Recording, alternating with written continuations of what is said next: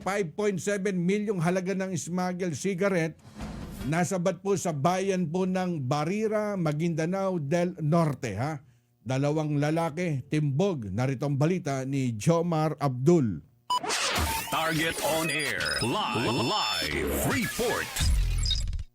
Karex, nasabat ng pinagsanib na puwersa ng mga otoridad ang tinatayang nasa 5.7 million pesos na halaga ng smuggled cigarettes sa isinagawang checkpoint operation sa bayan ng Barira sa lalawigan ng Maguindanao del Norte noong gabi ng Mayo 15 ng taong kasalukuyan.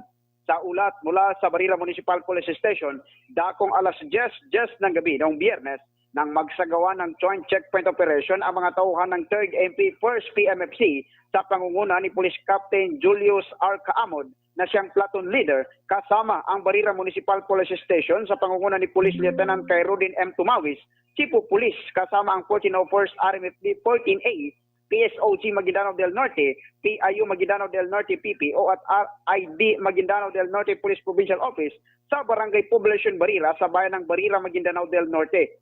Sa isinagawang operasyon, naharang na mga otoridad ang isang elf truck na may plakang KBK 6860 na minamaneho ng dalawang suspect. Kinilala ang mga naaresto na sina RGS Grisosnes, 36 anyos, residente ng Santa Barbara, Iloilo, at Winston Ray M. Sibilia, 27 anyos, na residente naman ng Matanao sa Davao del Sur.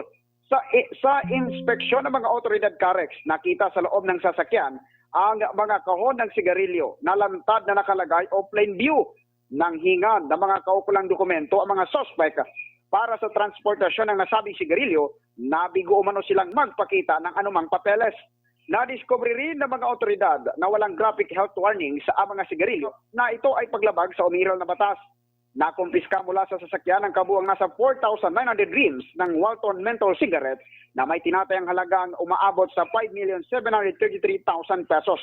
Dahil dito, agad ay inaresto ang dalawang suspect dahil sa paglabag sa Republic Act 12022 o Anti-Agricultural Economic Sabotage Act at ang Republic Act 10643 o Graphic Health Warnings Law. Sa kasalukuyan, nasa kustudiya na ng Barira Municipal Police Station ang mga suspect at ang mga nakumpiskang ebidensya para sa kaukulang disposisyon at pagsasampa ng kaso.